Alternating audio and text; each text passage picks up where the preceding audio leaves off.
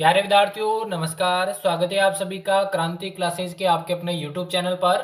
तो आज की क्लास में हम बात करने वाले हैं चतुर्थ श्रेणी 2025 की परीक्षा के लिए राजस्थान जीके के मोस्ट इंपोर्टेंट प्रश्नों के ऊपर। तो जितने भी छात्र छात्राएं चतुर्थ श्रेणी 2025 की तैयारी कर रहे हैं, आज की क्लास को आप सभी को एंड तक वॉच करना है क्योंकि बहुत ही महत्वपूर्ण प्रश्नों पर हम चर्चा करने वाले हैं। तो बिना किसी देर के क्लास को शुरू करते हैं। पहला प्रश्न आपसे पूछा गया है, निम्न में से कौन सी बनास की सहायक नदी नहीं है? मोरेन, कोठारी, बेड़च या फिर मोरेल? सभी विद्यार्थी कमेंट करके इसका आंसर बताइए। ये प्रश्न दोस्तों आपका जो आपके 24 तारीख को या 25 तारीख को शायद आपके जो फर्स्ट ग्रेड का पेपर हुआ था, 24 तारीख को हुआ था, ठीक है ना। 25 तो आज है, 24 तारीख को जो कल आपका फर्स्ट ग्रेड का पेपर हुआ था जियोग्राफी में, उसके अंदर ये प्रश्न पूछा गया था, बनास की सहायक नदी कौन सी नहीं है? तो देखिए दोस्तों, आपके कोठारी नदी बनास की सहायक नदी है, बेड़स नदी आपके सहायक नदी है, मोरेल नदी भी आपके बनास की सहायक नदी है। लेकिन दोस्तों जो आपके मोरेल नदी है, याद रखना दोस्तों, मोरेन और मोरेल दोनों अलग अलग है। ये मोरेल आपके दोस्तों आपके माही नदी की सहायक नदी है। मोरेन और मोरेल दोनों अलग अलग है दोस्तों। बहुत ही बढ़िया प्रश्न ये पूछा गया था, तो पहला ऑप्शन इसका यहाँ पर राइट आंसर हो जाएगा। अगला प्रश्न पूछा गया, काली तीर लिफ्ट परियोजना कहां पर स्थित है? अजमेर में, प्रतापगढ़ में, झालावाड़ में या फिर धौलपुर में? सभी विद्यार्थी कमेंट करके इसका आंसर बताइए, कौन सा यहाँ पर राइट आंसर हो जाएगा। ये भी दोस्तों आपके वहां पर पूछा गया प्रश्न।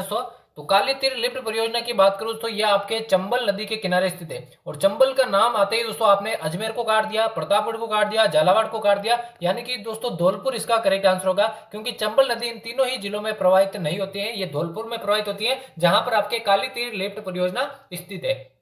तो चौथा यहां पर करेक्ट आंसर हो जाएगा। अगला देखिए, पूछा गया, निम्न में से कौन सी पर्वत चोटी सबसे ऊंची है? ऋषिकेश, रघुनाथगढ़, तारागढ़ या फिर नागपानी? सबसे ऊंची चोटी इनमें से कौन सी है, यही आपसे पूछा गया है।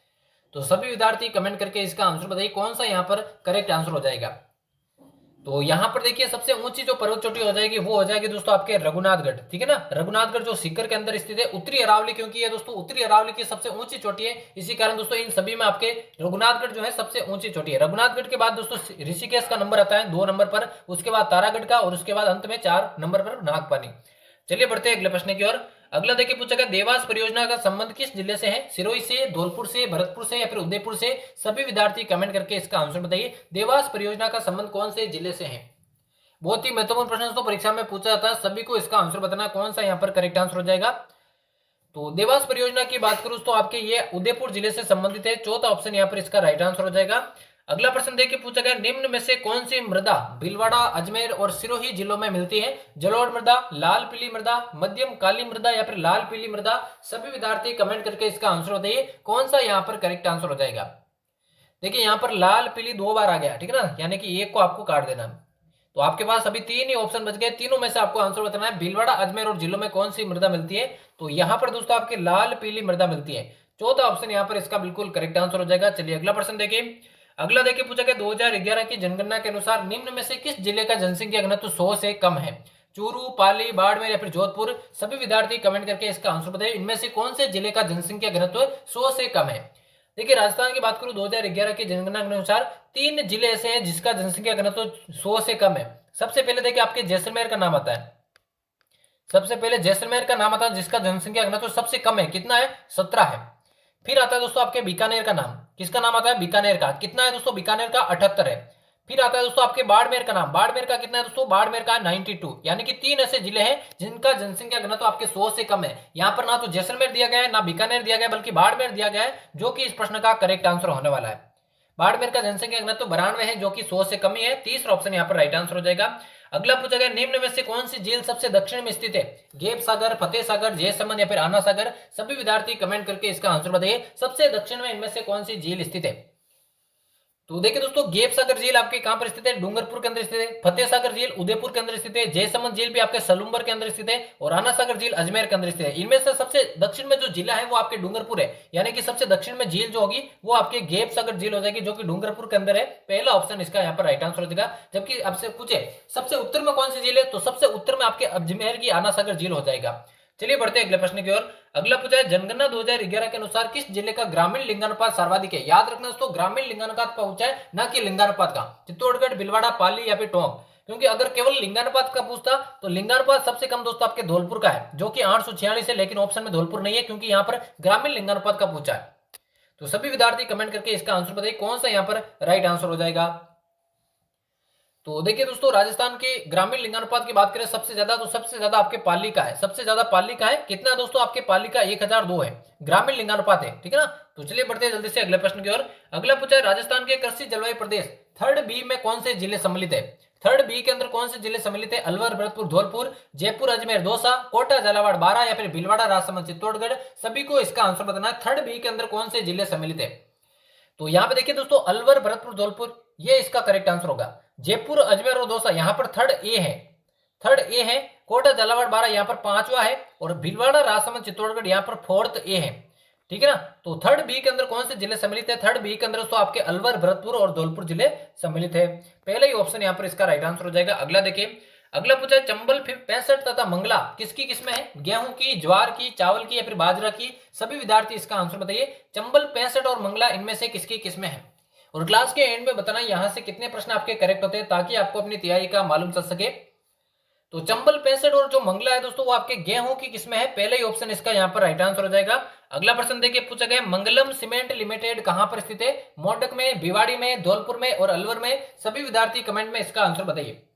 जो मंगलम सीमेंट लिमिटेड है दोस्तों कहां पर स्थित है, यही आपसे पूछा गया है। तो सभी विद्यार्थी कमेंट करके इसका आंसर बताइए। देखिए, मंगलम सीमेंट जो लिमिटेड है वो आपके कोटा के अंदर स्थित है। कहां पर है? कोटा। और कोटा में कौन से स्थान पर है? तो ये मोडक के अंदर स्थित है। पहला ऑप्शन इसका यहाँ पर राइट आंसर हो जाएगा। अगला देखिए, अगला पूछा है, सागरमल गोपा का संबंध किस रियासत से था? बीकानेर, उदयपुर, जैसलमेर या फिर किशनगढ़? सभी विद्यार्थी इसका आंसर बताइए, कौन सा यहाँ पर करेक्ट आंसर हो जाएगा। सागरमल गोपा का संबंध दोस्तों कौन सी रियासत से था, यही आपसे पूछा गया है। तो सागरमल गोपा दोस्तों इनको देखिए आपके 1941 के अंदर जेल में बंद कर दिया गया था, और 1946 में दोस्तों जेल में दोस्तों आपके तेल डालकर इनको जिंदा जला दिया गया था। जैसलमेर का गुंडाराज, रघुनाथ सिंह का मुकदमा, ये दोस्तों प्रसिद्ध पुस्तकें इन्होंने लिखी थी। तो इनका संबंध आपके जैसलमेर रियासत से था। तीसरा ऑप्शन इसका यहाँ पर राइट आंसर हो जाएगा। इनके समय में दोस्तों वहां के जो आपके जेलर थे वो आपके जवाहर सिंह थे, ये भी आपको ध्यान में रखना है।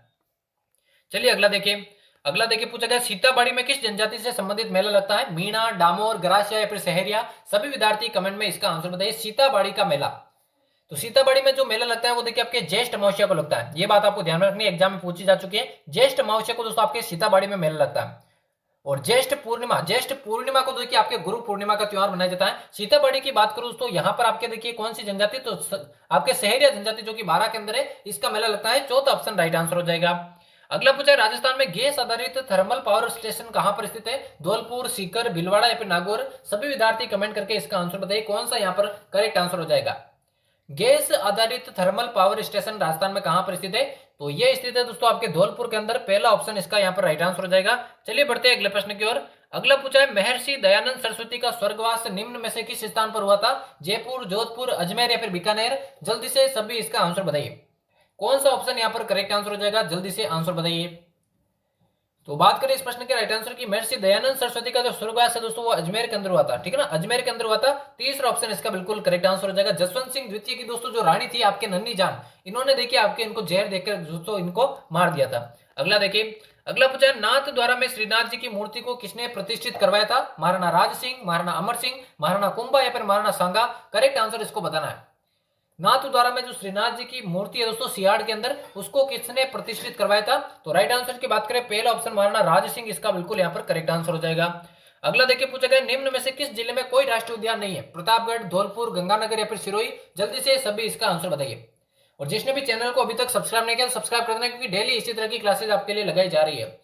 तो यहाँ पे देखिए दोस्तों, सिरोही के अंदर तो आपके माउंट आबू अभ्यारण्य है, गंगानगर, धौलपुर के अंदर देखिए आपके रामसागर है, वन विहार है, ठीक है ना, प्रतापगढ़ के अंदर सीता माता अभ्यारण्य है। लेकिन दोस्तों गंगानगर में कोई भी आपके जो है राष्ट्रीय उद्यान नहीं है। गंगानगर में राष्ट्रीय नहीं बल्कि अभ्यारण्य, ठीक है ना, अभ्यारण्य का यहाँ पर पूछा है, कौन सा अभ्यारण्य स्थित नहीं है? तो यहाँ पर तीसरा ऑप्शन करेक्ट आंसर हो जाएगा। अगला देखिए, अगला पूछा है, central arid zone research institute कहां पर स्थित है? जोधपुर, उदयपुर, बाड़मेर या फिर जैसलमेर? सभी विद्यार्थी इसका आंसर बताइए, कौन सा यहाँ पर करेक्ट आंसर हो जाएगा। Central arid zone research institute कहां पर स्थित है, यही आपसे पूछा गया है। तो central arid zone research institute, जिसे शॉर्ट में देखिए आपके काजरी कहा जाता है। क्या कहा जाता है? काजरी, जो कि आपके कहां पर स्थित है? तो ये आपके जोधपुर के अंदर स्थित है। बात करूं इसकी स्थापना की, 1959 के अंदर दोस्तों इसकी स्थापना हुई थी। तो ये बात आपको ध्यान में रखनी है। 1952 में दोस्तों आपके मरु वनीकरण के नाम से इसकी स्थापना हुई थी, और 1959 में इसे काजरी बना दिया। पहला ऑप्शन यहाँ पर राइट आंसर हो जाएगा। अगला देखिए, पूछा है, निम्न में से किस जिले से पेट्रोलियम के प्रचुर भंडार मिले हैं? सिरोही से, बाड़मेर से, धौलपुर से या फिर गंगानगर से? सभी विद्यार्थी कमेंट में इसका आंसर बताइए, कौन सा यहाँ पर करेक्ट आंसर हो जाएगा। पेट्रोलियम के प्रचुर भंडार कौन से जिले से मिले हैं? तो पेट्रोलियम के प्रचुर भंडार दोस्तों आपके बाड़मेर से मिले। बाड़मेर को दोस्तों राजस्थान का मिनी मुंबई या राजस्थान का मुंबई भी कहा जाता है, ये बात आपको ध्यान में रखनी है। और आज के महत्वपूर्ण प्रश्नों की क्लास का ये लास्ट प्रश्न होने वाला है। यहाँ पर आपसे पूछा गया निम्न में से हनुमानगढ़ जिले का शुभंकर कौन सा है? खरगोश, मगरमच्छ, छोटा किलकिला या फिर चिंकारा? सभी विद्यार्थी इसका आंसर बताइए। और यहाँ से कितने प्रश्न आपने सही किए हैं ईमानदारी से आपको कमेंट बॉक्स में बताना है, जिससे आपको अपनी तैयारी का मालूम चल सके। देखिए खरगोश ये तो आपके दौसा का है, मगरमच्छ ये कोटा का है, चिंकारा आपके गंगानगर का है, तो छोटा किलकिला जो है दोस्तों आपके हनुमानगढ़ का शुभंकर है। तीसरा ऑप्शन यहाँ पर इसका राइट आंसर हो जाएगा। तो यहाँ पर हमारे चतुर्थ श्रेणी 2025 की परीक्षा के लिए राजस्थान जीके के इंपॉर्टेंट प्रश्नों की क्लास समाप्त होती है। उम्मीद करता हूँ क्लास आप सभी को पसंद आएगी। डेली चैनल पर इसी तरह की क्लासेस पाने के लिए चैनल को सब्सक्राइब करके बेल आइकन को प्रेस कर दे, अपने सभी साथियों में क्लास को शेयर कर दे। तो मिलते हैं किसी और नई क्लास में, तब तक लेते हैं आप सभी से अलविदा।